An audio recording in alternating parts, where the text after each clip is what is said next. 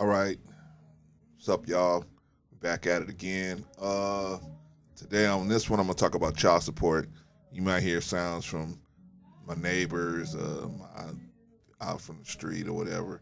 I'm in the hood, trying to help our people. So you may hear that stuff, sirens and all of that, but y'all know that by now. Anyway, so just disregard that. Anyway, so today we're talking about child support. Um, the first situation I want to discuss is Brother Black Rob, rest in peace, and his view on child support or his situation with child support. Well, my biggest mistake was, man, you keeping it tall with you, Right, man. right. Child support. It had you under pressure. Still under pressure, man. You know what I'm saying? It might not seem like Right. niggas under pressure. Right, Bro, I need help, man. right. Okay, so he's saying he need help. Why? Because he got to pay all this child support. But you got to understand, bro, the quickest way to not get on child support and stop child support is stop turning over possession. Like I said, do not turn over possession. Yeah, okay, so let me break it down to you what's going to happen. Whenever you and how the possession of sperm, how that leads us to this situation. So when you arrive to be sexual with someone, you have possession of 100% of your sperm. Once you ejaculate, depending on if you're wearing a condom or not, you are going to turn over possession of your sperm to the woman. Now, once the woman has possession of your sperm, now she can use it for its intended purpose, which is impregnating her. Once you turn it over, you have no more say about what's going to happen. She can use it, she can throw it away, or she can use it for its intended purpose. So, the best way to stay away from child support is not turning over possession of your sperm. That's the first and best way to stay away from child support. If you know the laws are against you, if you know everything is against you, why are you turning over possession of your sperm? In other words, why are you guys out here raw dogging these women? And then when they call you 2 weeks later saying, I'm pregnant. You're looking at them like they got a problem. And then when they come and put you on child support, you come back looking at them again like they got a problem. What do you expect them to do?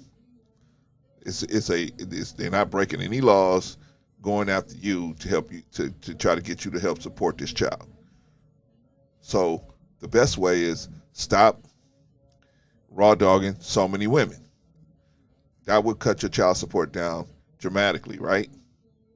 But when you're already in the fire like Black Rob here is, now what do you do? Now what do you do? The only option you got now is to try to go back and reduce your child support. See, child support's gonna make you guys broke, man. Ask Sean Kemp, ask, a bunch of these NBA and NFL players, man, that's paying for 11, 12 children all over the place paying child support for them. They're gonna. Can you imagine 11 women taking you to court every year trying to up child support? You're gonna be living in a hammock, right? Anyway, let's get back to Big Rob. You know what I'm saying? I get money. Right. Yeah, that's everybody know that. But the child support be slaying me, man. Right. I can't even live my life, man. Right. Well, whose fault is that? Whose fault is that? That's what I say, man. The number one way to not pay child support is don't turn over possession of your sperm. Because once you turn it over, the woman can use it for its intended purpose. Its intended purpose, the intended purpose of your sperm is to impregnate the female. That's its intended purpose. So the female can use it for its intended purpose, or she can get rid of it, or she can do a multitude of different things. The problem is you have no control over what she does, whether she uses it for its intended purpose, or whether she goes out and gets a Plan B pill, or she gets the big A, the baby killer. Who, who knows, right? Who knows? You definitely have no say in what's going to happen. Anyway, let's move on to somebody else. Okay, now we're going to go to R. Kelly. R. Kelly got dragged to jail for not paying his child support. I'm telling you, man, it's a no-win situation. No win. Back in custody, back behind bars tonight, just hours after his explosive interview denying allegations of sexual abuse. He jumped out of his chair during the interview. A publicist had to step in as he was pressed. Has he ever had sex with underage girls? And what is his relationship with the young women who live with him now? ABC's Alex Perez in Chicago. Tonight, embattled R&B singer R. Kelly back in custody after failing to pay $161,000 in child support. All right, R. Kelly, yeah, I mean, this is a situation now. The guy's in jail. They took the guy to jail when he didn't pay his child support. They took the guy to jail. And so my question is, if the guy's in jail, how's he going to work and pay off his child support? If you take the guy's license, how's he going to work and pay off his child support? See, it's a con game, man. The state is going to just take his, only thing they're going to get is his tax returns, but he's not going to have tax returns if he ain't working. So, I mean, it's a lose-lose situation. The children don't get the money. The woman doesn't get the money. The children doesn't get the money. He can't work. He can't live. And I'm not talking about just R. Kelly. I'm just talking about men in general that fall behind on their child support. They don't have a resolution to catch that up because you start falling behind. Anyway, it's just a bad situation, and I don't see how it makes sense for you if you are putting up if you're trying to make the man pay the child support. How's he gonna pay it if he doesn't have a job? Well, if he has a job, we'll garnish his wages. Okay, so you garnish the man's wages, but that's if he has a job. What if he don't have a job? What then? What if he's trying to get a job to pay it, but he can't get a job because he don't have a driver's license, and he's got a felony on his record for not paying his child support? I mean, these laws need to be changed because women don't do that. They don't put women in jail.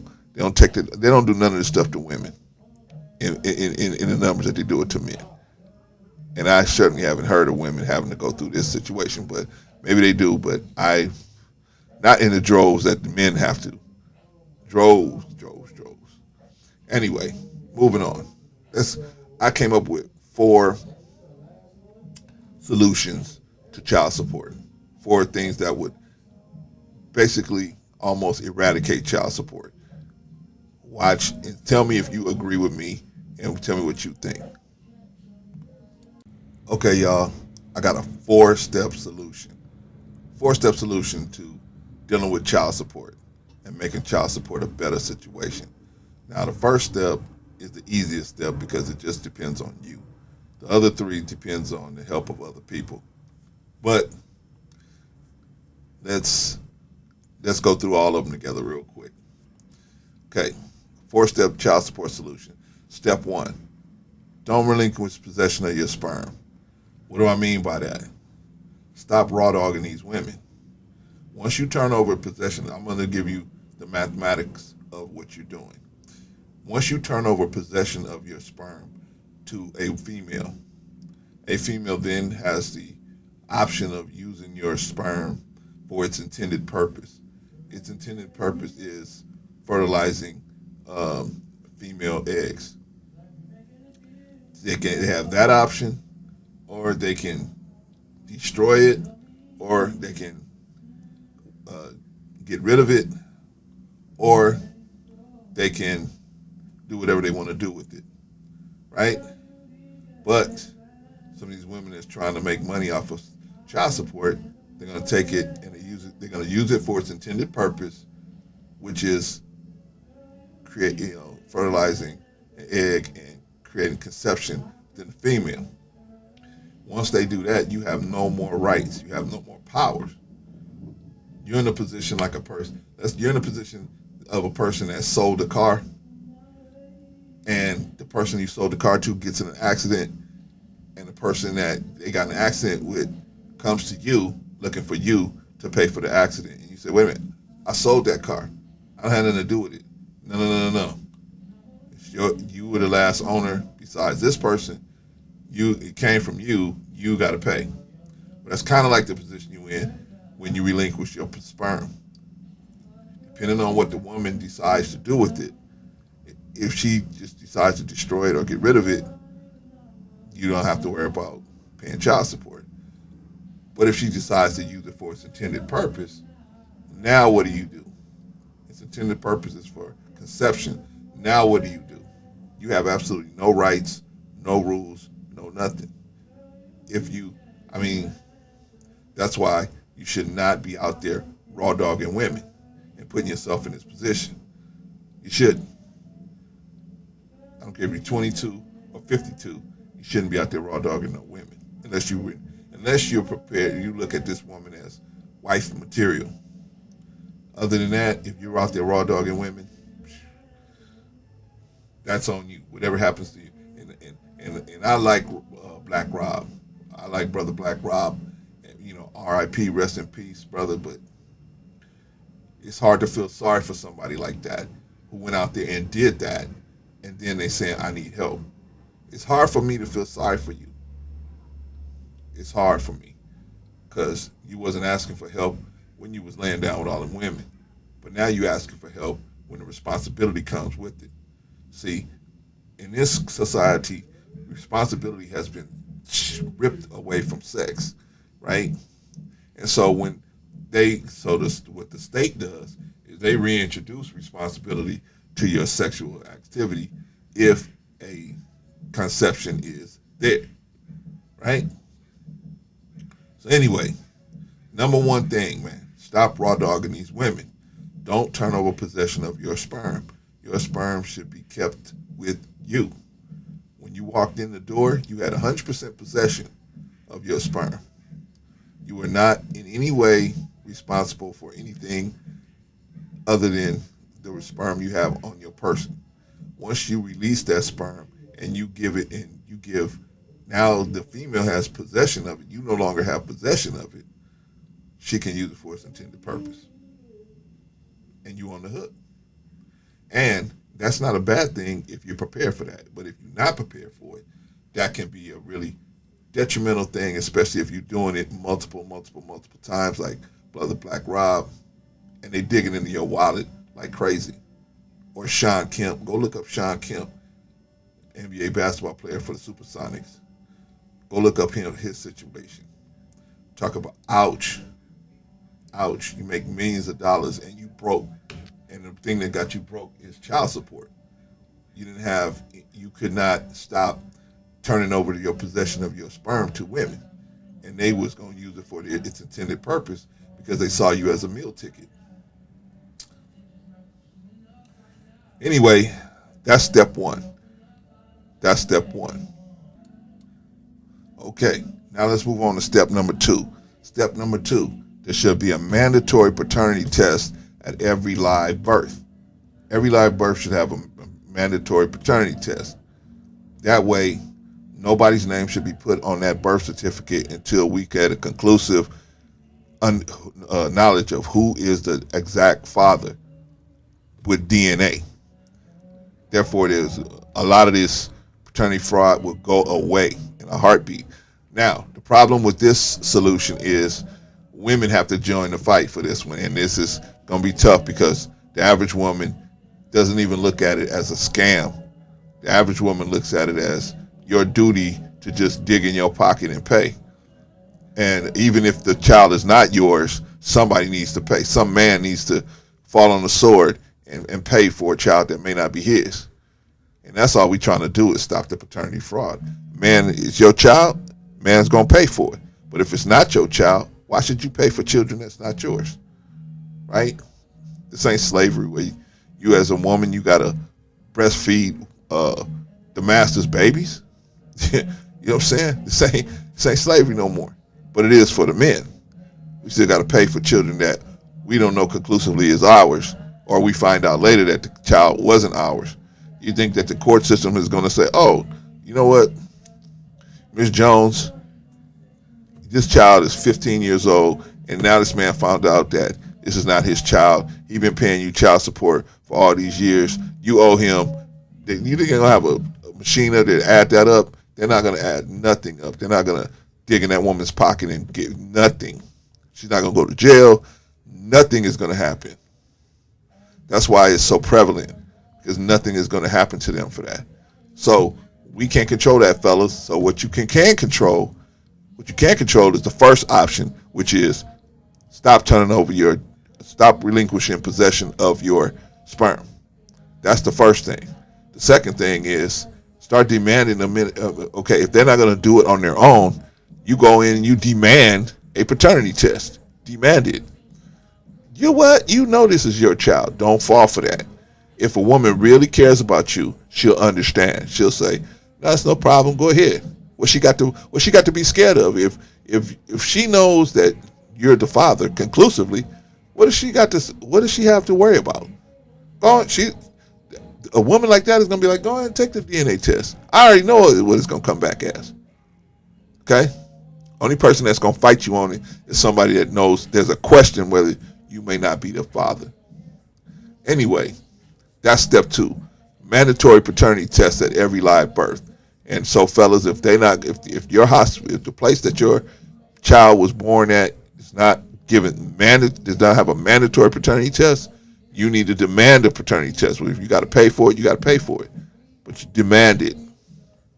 That way, you will know conclusively if you're the father, and you'll be okay with them putting your name on that birth certificate, and you paying because whoever's name on that birth certificate, child support is coming to get them.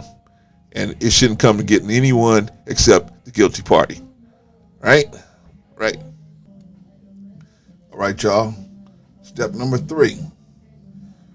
It should be 50-50 custody from the start. Now, I agree with the lead attorney brought this up on another on the Peef Network, where he said that, it should be 50-50 from the jump. I think he was on the Peef Network. He might have been on his own show, but he said that it should be 50-50. I agree with that. It should be 50-50 from the start. In other words, it shouldn't be a preference to the woman right away. Okay, well, the woman going to just take the children and the man just going to have to pay and have visitation. It shouldn't start out like that. It should start out both people have 50-50 custody. It starts there. And whoever wants more time fights for more time. Whoever wants more time fights for more time. Why is that? Why shouldn't a woman just get the chance? Why shouldn't a woman have to fight?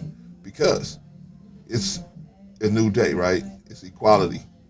It's you're equal now. You can go out and get a job. You can work. You can do all this stuff. So it's not the 50s no more where you had to sit home. You're just a sitting home housewife. Now you can go out and get a job. You can go out and do things, whatever, depending on the circumstance.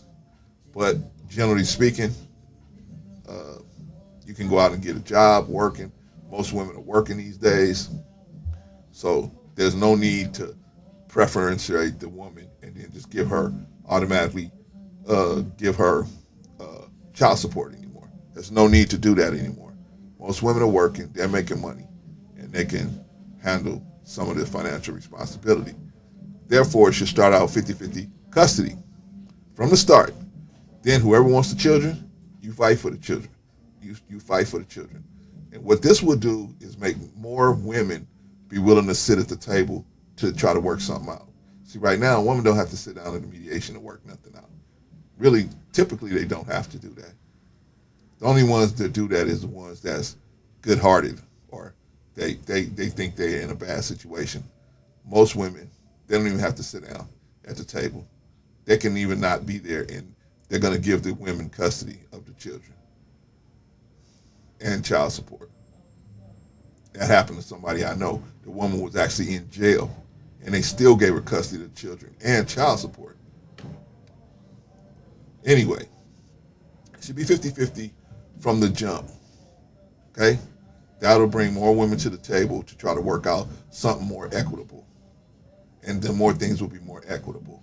But like I said, women have to fight for this too. And this is going to be a tough sell because a lot of women, I don't want to say a lot of women, but there's enough women use this as a hustle. And then enough women look at it like, they don't look at it like, they don't see the women out there hustling the men. They see the women, poor defenseless women, trying to deal with the situation. They don't see it for the reality that's really out there. So that's the problem. Once we can get enough women to see, hey, no, but see, how we gonna get them to see that? We gotta have situations like Britney Spears, Halle Berry, where the men are actually choking them for child support, and then they can see, then the women can see, oh, yeah, okay, now I see what's going on. They're gaming me. Because most women, when they hear about Halle Berry's exes and Britney Spears' ex, they say, you a man. You ain't supposed to get child support. They think child support is something only a woman is supposed to get. And that's ridiculous. Especially women out here working now. You working, you got a job, you got money. Of course you're supposed to, you should, if you don't have custody of the children, you're not the main custodial parent, then of course you should be paying child support. Just like a man should be paying child support if he ain't the main custodial parent. But if it's 50-50, it's 50-50. And that brings me to my next point on how things should change. All right, here's solution number 4. Solution number 4 is 50-50 financial responsibility. That means you start out with 50-50 custody, then if you got 50-50 financial responsibility, 50-50. And when I say 50-50 financial responsibility, I mean you look at the total income and you see who's making the most, who's making the least, and then you adjust it based on that. You adjust it based on 50-50. If this person has a 50% of the time, but they only making this much, then you have to adjust it for that, and then adjust it based on people's living expenses as well. That has to be factored in as well. Now, if that happens, that definitely will bring women back to the table. They will have to sit down and they will say, okay, wait a minute. We need to sit down and work something out. They'll be more willing to work things out, I believe. It'll save the county money. It'll save, well, see, the county not trying to save money. They're trying to make money. But it will save them money, save the taxpayers money, because you won't have to spend that money on legal fees and court fees for women that just go in there and just blaze up and just get everything they want. That won't happen anymore, right? So that's what we got to do. We got to do those 4 steps and have the financial responsibility on women. Financially split it evenly. If I have the child more, then you need to pay me more child support. If you have the child more, then I need to pay you more child support.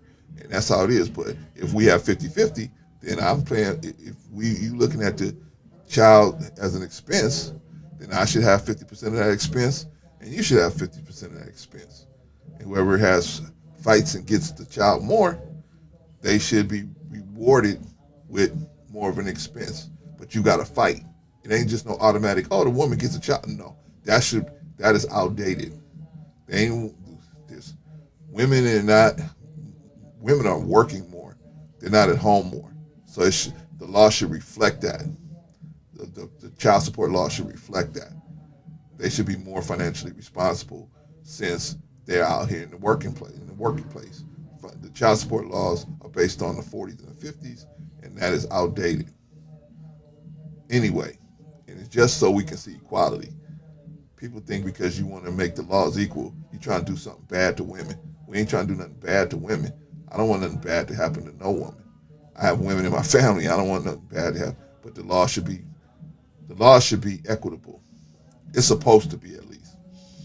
But anyway, those are my 4 steps. I think if number 4, if women have 50-50, they have more financial responsibility or more skin in the game, they'll be willing to sit down at the table with a mediation more. And then a more equitable situation will be worked out. Fathers will see their children more, and these children will be raised a lot better. Something could be worked out better, as opposed to now, the woman won't let the man see the child a lot of times just so she can get the money. And then there's a contentious relationship between the mother and the father, which makes the mother make the children have contentious relationships with the other parent, and it's just a bad situation. A woman has to be literally walking the court, sniffing a line of cocaine on the way up to the bench to actually have it to where she's not going to get the children in today's market. And that's not right. It should be 50-50 right off the bat. Anyway, those are my 4 solutions. But the number 1 solution is stop raw dogging all these women. You won't have to go through all of these pain and sorrow, and the children won't suffer either. All right? But y'all tell me what y'all think. All right. Peace. Oh, never be the aggressor. Never be the aggressor.